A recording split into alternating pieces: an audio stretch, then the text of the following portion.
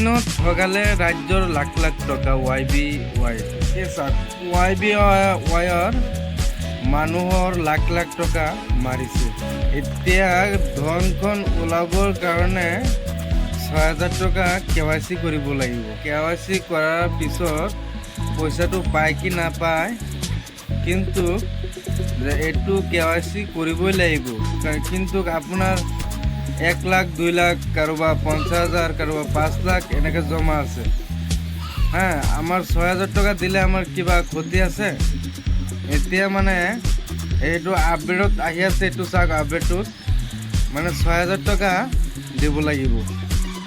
এতিয়া মানে কোনো গ্যাৰাণ্টি নাই, এইটো আপুনি পইচাটো পায় কি নাপায় এইটো কোনো গ্যাৰাণ্টি নাই। এই YBYত মানুহে ১ সপ্তাহ ধৰি পইচা উইড্ৰ কৰিবলৈ কৰি আছে, কিন্তু উইড্ৰ হোৱা নাই। এতিয়া মানে আপোনাৰ KYC কৰিব লাগিব। KYCৰ পিছত পইচাটো ৰিটাৰ্ণ পায় কি নাপায় সেইটো কোনো গ্যাৰাণ্টি নাই। তো ভিডিওটো ভাল লাগিলে লাইক, সাবস্ক্ৰাইব আৰ শেয়াৰ কৰে দিন। Thank U.